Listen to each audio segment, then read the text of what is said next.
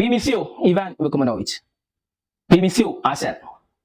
ഞാൻ കഴിഞ്ഞ കുറച്ച് ദിവസങ്ങളായിട്ട് ബ്ലാസ്റ്റേഴ്സിനെ സംബന്ധിച്ചിട്ടുള്ള വീഡിയോ ഒക്കെ പോസ്റ്റ് ചെയ്തപ്പോൾ അതിന്റെ അടിയിൽ വന്ന ചില കമന്റ്സ് ആണിത്.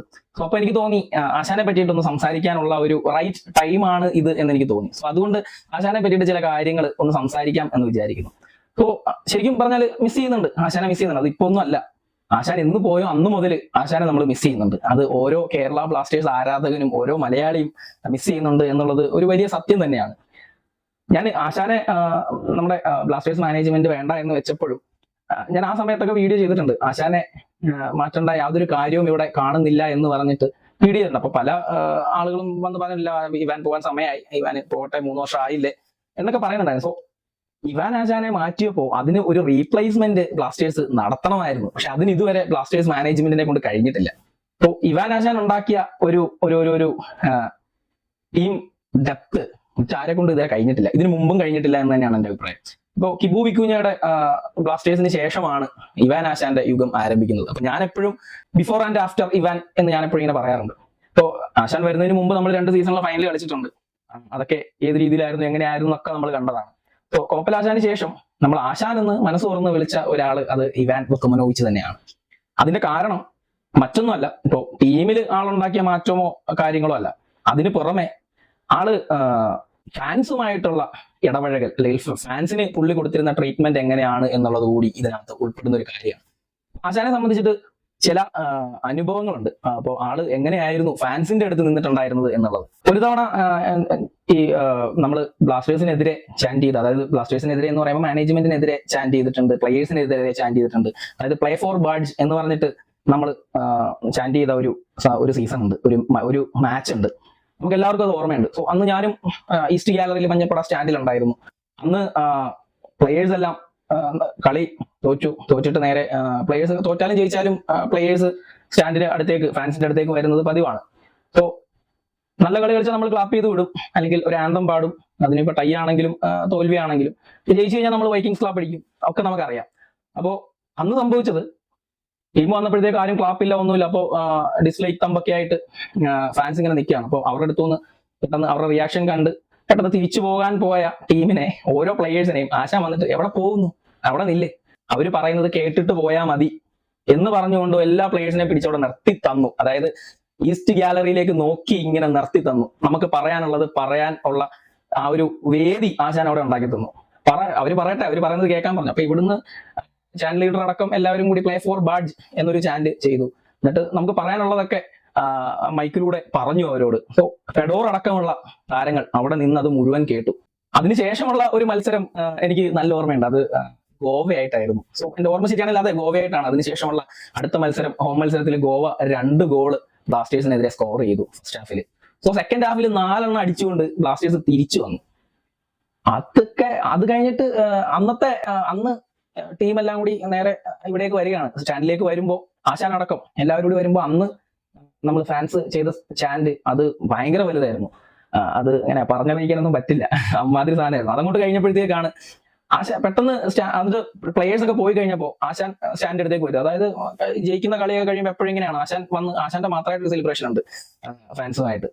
സോ പുള്ളി ആ സ്ഥിരം സെലിബ്രേഷൻ ഇടാൻ വേണ്ടി വരുമ്പോൾ പുള്ളി നോക്കുമ്പോൾ സ്റ്റാൻഡിൽ നിന്ന് ഒരു ചാൻഡ് ചെല്ലുന്നു, ഒരു വലിയൊരു സോങ് ചെല്ലുന്നു. ആൾ ആദ്യം ഒന്ന് ശ്രദ്ധിക്കുന്നുണ്ട് എന്താ സംഭവം എന്നുള്ളത്. അപ്പോൾ ഈ ഒരു വരി തൊട്ടാണ് പുള്ളിക്ക് കിട്ടുന്നത്. അതായത് കടലോളം സ്നേഹം ഉള്ളിനുള്ളിലുണ്ട്, ആ സാധനം മുതൽ അങ്ങോട്ട് കിട്ടി. അതൊരു വല്ലാത്ത അനുഭവമായിരുന്നു. ശരിക്കും പറഞ്ഞാൽ ആശാനെ മുന്നിൽ നിർത്തിക്കൊണ്ട് മഞ്ഞപ്പട സ്റ്റാൻഡിൽ ഇരുന്നിട്ട് ആ പാട്ട് പാടാൻ പറ്റിയതിൽ ഞാൻ ഭയങ്കര സന്തോഷവാനാണ്. എനിക്കത് എക്സ്പീരിയൻസ് ചെയ്യാൻ കഴിഞ്ഞു. ആശാൻ അതിലും ഭയങ്കരം, ഫാൻസിനേക്കാളും വികാരഭരിതനായിട്ട് ആശാൻ കരഞ്ഞു, കണ്ണിന്ന് വെള്ളം വന്നു, കരഞ്ഞു. ആള് ആ ബൗണ്ടറിയിൽ വന്ന് ഇങ്ങനെ കൈയൊക്കെ പിടിച്ച് അവിടെ നിന്ന് കുറെ നേരം നിന്നു, ഫാൻസിനോട് ഒരുപാട് താങ്ക്സ് ഒക്കെ പറഞ്ഞു. ആള് അത്രത്തോളം ഇമോഷണലി പോലും ഫാൻസുമായിട്ട് കണക്റ്റഡ് ആയിരുന്നു. പിന്നീട് എനിക്ക് മറ്റൊരു അനുഭവം ഉണ്ട് ആശാന്റെ അടുത്ത്. ആശാനായിട്ട് ഞാൻ സംസാരിച്ചിട്ടുണ്ട് ഒരു തവണ. സോ അത് വേറെ വലിയ സംസാരങ്ങളോ കാര്യങ്ങളൊന്നും അല്ല. പനമ്പള്ളി നഗർ പ്രാക്ടീസ് ഗ്രൗണ്ടിൽ ഒരു പ്രീ സീസൺ മാച്ച് നടക്കുകയായിരുന്നു. അപ്പോൾ അത് എനിക്ക് തോന്നുന്നു കോവളം FC ആയിട്ടെന്തോ ആയിരുന്നു തോന്നുന്നു. അപ്പൊ ഞങ്ങൾ ഈ മാച്ച് കാണാൻ വേണ്ടിയിട്ട് ഞാനും എൻ്റെ ഒരു ഫ്രണ്ടും കൂടി ചെന്ന സമയത്ത് കുറെ കുട്ടികളും ഒക്കെ റോഡിൽ ഇങ്ങനെ നിൽപ്പുണ്ട്, മതിലിന്റെ തൊട്ട് പിന്നിലായിട്ട് മതിലിൽ നിന്ന് ഇങ്ങനെ നോക്കി ഇങ്ങനെ നിൽക്കുക. അപ്പോൾ ഞങ്ങൾ ഈ മതിലിൽ കയറി ഇരിക്കാനുള്ള ഒരു ശ്രമം നടത്തി.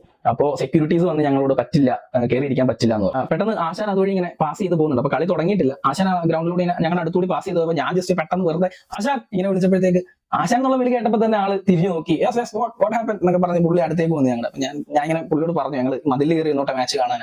അപ്പോൾ എനിക്ക് ഞാൻ പറഞ്ഞ സെക്യൂരിറ്റി സമ്മതിക്കുന്നില്ല. പെട്ടെന്ന് സെക്യൂരിറ്റീസിനെ വിളിച്ചു. അവരിരുന്നോട്ടെ, അവിടെ അവർ മതിലല്ലേ ഇരിക്കുന്ന, അവര് ഇങ്ങോട്ട് ചാടത്തൊന്നും ഇല്ല, അങ്ങോട്ട് ചാടരുത്, ഉറപ്പ് തരണം, ചാടരുത്, വേറെ സീനൊന്നും ഉണ്ടാക്കല്ലേ എന്നുള്ള രീതിയിൽ. അപ്പോൾ നമ്മൾ ആ ഉറപ്പ് കൊടുക്കുന്നു. ആള് ഞങ്ങളെ എല്ലാവരും അവിടെ കയറി ഇരുന്ന് കളി കണ്ടോളാൻ പറയുന്നു. സോ എന്നിട്ട് പുള്ളി എന്തൊക്കെയോ കാര്യങ്ങൾ അന്നേരം പറഞ്ഞു. എന്നിട്ട് പുള്ളി പോയി. സോ അങ്ങനെയുള്ള ഒരു മനുഷ്യനാണ് പുള്ളി. അപ്പൊ അത്രയും ഫ്രണ്ട്ലി ആയിട്ടുള്ള, അല്ലെങ്കിൽ ആരാധകരുമായിട്ട് അത്ര ആത്മബന്ധമുള്ള ഒരു മനുഷ്യനാണ് ഇവാൻ വിക്രമനോവിച്ച് എന്ന് പറയുന്നത്. ആളുടെ ഏറ്റവും വലിയൊരു സ്റ്റേറ്റ്മെന്റ് ഉണ്ടായിരുന്നു. സോ എന്നെ ഏറ്റവും കൂടുതൽ ഇവാനെ ആകർഷിക്കാനുണ്ടായ ഒരു സ്റ്റേറ്റ്മെന്റ് അതാണ്. അതായത് മറ്റുള്ളവരെ പോലെ കപ്പടിക്കും കരിപ്പടക്കും അങ്ങനെയുള്ള പരിപാടിയല്ല. പുള്ളിയുടെ ഏറ്റവും വലിയൊരു സ്റ്റേറ്റ്മെന്റ് ഇതായിരുന്നു: കൊച്ചിയിൽ തോൽപ്പിക്കാൻ കഴിയാത്ത ടീമായി മാറണം.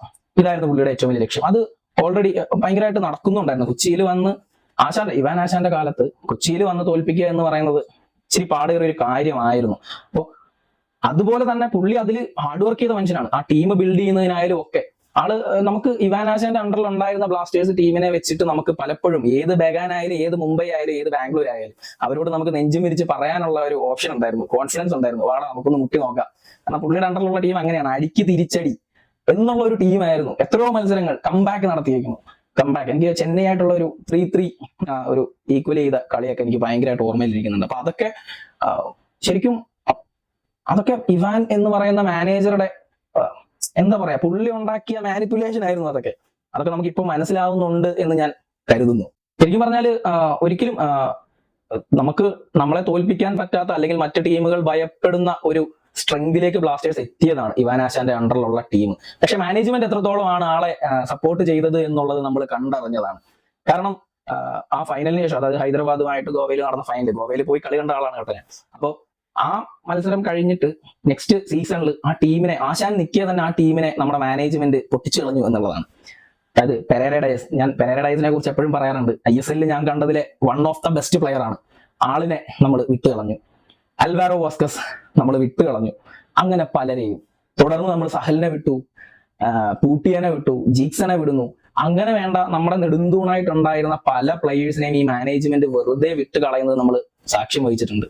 അപ്പോൾ ഒന്ന് ആലോചിക്കുക, ബെഗാനയൊക്കെ പോലെ ഒരു സ്ക്വാഡ് കളിക്കുമ്പോൾ മറ്റൊരു സ്ക്വാഡ് ബെഞ്ചിലിരിക്കുന്നു. ആ ഒരു സെറ്റപ്പ് ഒന്നും ഇവാൻ വിക്രമനോവിച്ചിന് കിട്ടിയിട്ടില്ല. എന്നിട്ട് പോലും ഇവാന്റെ മാൻലോ മാർക്കസ് പറഞ്ഞ ഒരു സ്റ്റേറ്റ്മെന്റ് ഉണ്ട്, എനിക്ക് ഇവാന്റെ ബ്ലാസ്റ്റേഴ്സിനോട് കളിക്കാൻ ഭയങ്കര ഇഷ്ടമാണ്, കാരണം അതാണ് ടീമെന്ന് പുള്ളി പറഞ്ഞൊരു സ്റ്റേറ്റ്മെന്റ്. അപ്പം ഇവാൻ ആശാന്റെ അണ്ടറിൽ ഉണ്ടായിരുന്ന ബ്ലാസ്റ്റേഴ്സ് നമ്മൾ ജസ്റ്റ് ഒന്ന് ഇമാജിൻ ചെയ്ത് നോക്കാം. ഞാൻ കഴിഞ്ഞ ദിവസം ഇരുന്നിട്ട് നമ്മൾ ഫൈനൽ കളിച്ച സീസണിലെ മാച്ചുകളൊക്കെ ക്ലോസ് ഡോർ ആയിരുന്നല്ലോ കളിയല്ല. അപ്പൊ അതിൽ ആ മാച്ചുകളൊക്കെ ഞാനിങ്ങനെ ഇരുന്നൊന്ന് യൂട്യൂബിൽ റീക്യാപ്സ് കണ്ടു നോക്കി. സോ അത് കാണുമ്പോൾ എന്ത് ടീമായിരുന്നു അത്. ടാക്ടിക്സ് ആവട്ടെ, പ്ലാൻസ് ആവട്ടെ, എല്ലാം കൊണ്ടും മൊത്തത്തിൽ ഓക്കെ ആയിട്ടുള്ള ടീം. അങ്ങനെ ഒരു ടീമാണ് ശരിക്കും നമ്മുടെ ബ്ലാസ്റ്റേഴ്സിന്റെ ആരാധക കൂട്ടം ഡിസേർവ് ചെയ്യുന്നത്. ഇപ്പോഴത്തെ സിറ്റുവേഷൻ അതല്ല. ഇപ്പം എന്താണ് എങ്ങനെയാണെന്നൊന്നും അറിയാത്ത ഒരു അവസ്ഥയാണ് ടീമിനുള്ളത്. അതിപ്പോ മിഖായൽ സ്റ്റാറയുടെ കയ്യിൽ ഉണ്ടായിരുന്നതും ആശാന് കിട്ടിയ പോലത്തെ സ്കോഡൊക്കെ തന്നെ ആയിരുന്നു. പക്ഷെ സ്റ്റാറ എന്താണ് കാണിച്ചതെന്ന് നമുക്കറിയാം.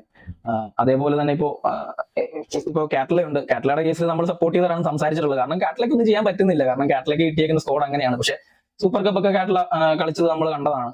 പക്ഷെ കാറ്റലയ്ക്ക് ആളുടെ സ്ട്രെങ്ത് എന്താണെന്നോ, അല്ലെങ്കിൽ ആളുടെ ടാലന്റ് എന്താണെന്നോ കാണിക്കാനുള്ള അവസരം ഇതുവരെ ബ്ലാസ്റ്റേഴ്സിൽ ഉണ്ടായിട്ടില്ല എന്ന് തന്നെയാണ് എന്റെ അഭിപ്രായം. പക്ഷെ കാറ്റലയും ഇവാൻ ആശാനെ പോലെ ആവുമോ എന്നുള്ളത് എനിക്ക് വളരെ സംശയമുള്ള ഒരു കാര്യമാണ്. കാരണം ഇവാൻ ആശാൻ ഉണ്ടാക്കിയ ഒരു ഇമ്പാക്ട് ആർക്കും ഉണ്ടാക്കാൻ കഴിയില്ല. സോ ഞാനടക്കം, എന്റെ കേസാണ്, ഞാനടക്കമുള്ള പല ആരാധകരും ഈ കമന്റ്സ് കണ്ടപ്പോൾ എനിക്ക് മനസ്സിലായി, ഞാനടക്കമുള്ള പല ആരാധകരും ഇവാൻ ആശാന്റെ ഒരു കംബാക്ക് പ്രതീക്ഷിക്കുന്നുണ്ട്, ആഗ്രഹിക്കുന്നുണ്ട്. അപ്പൊ അത് സംഭവിക്കണമെങ്കിൽ, സംഭവിക്കാതിരിക്കാൻ കാരണമൊന്നുമില്ല, പക്ഷെ അത് സംഭവിക്കണമെങ്കിൽ ഈ മാനേജ്മെന്റ് രാജിവെക്കണം. ഈ ടീമിനെ ഇവര് പാഷനേറ്റ് ആയിട്ടുള്ള ആർക്കെങ്കിലും കൊടുക്കണം. കുറച്ച് പാഷനുള്ള ആർക്കെങ്കിലും, ഫുട്ബോളിനോട് പാഷനുള്ള ആരെങ്കിലും ഈ ടീമിനെ വാങ്ങണം. കാരണം ഇങ്ങനെ ഒരു മാനേജ്മെന്റിനെ അല്ല മഞ്ഞപ്പട പോലെയുള്ള ഒരു ആരാധക കൂട്ടമൊക്കെ ഡിസേർവ് ചെയ്യുന്നത്. ഇങ്ങനെയുള്ള ഒരു മാനേജ്മെന്റിനെ കൊണ്ട് ഒരിക്കലും, ഇനിയിപ്പം 100 അല്ല 150 വർഷം എടുത്താലും ഇതേപോലൊരു മാനേജ്മെന്റ് ആണ് ഇരിക്കുന്നതെങ്കിൽ നമ്മൾ ചാമ്പ്യൻസ് ആവില്ല, നമ്മൾ കപ്പ് അടിക്കില്ല, ട്രോഫി അടിക്കില്ല, അത് 100% ഉറപ്പാണ്. സോ ഞാൻ അന്ന് ഇവാൻ ആശാൻ പോയപ്പോ പറഞ്ഞതുപോലെ തന്നെ ഇപ്പോഴും പറയാൻ ആഗ്രഹിക്കുന്നു, ആശാൻ നമുക്ക് വേണം. ആശാൻ വന്നു കഴിഞ്ഞാൽ അത് കുറെ കൂടി അടിപൊളി ആയിരിക്കും എന്ന് എനിക്ക് തോന്നുന്നുണ്ട്. സോ നിങ്ങളുടെ അഭിപ്രായങ്ങൾ കമന്റ് ചെയ്യുക. എന്തായാലും ആശാന്റെ കംബാക്കിന് വേണ്ടി വെയിറ്റ് ചെയ്യുന്നത് പോലെ തന്നെ ഈ മാനേജ്മെന്റ് ഒന്ന് ഇറങ്ങി പോകുന്നതും നമ്മൾ ആഗ്രഹിച്ചിവിടെ ഇരിക്കുന്നു. Thank you.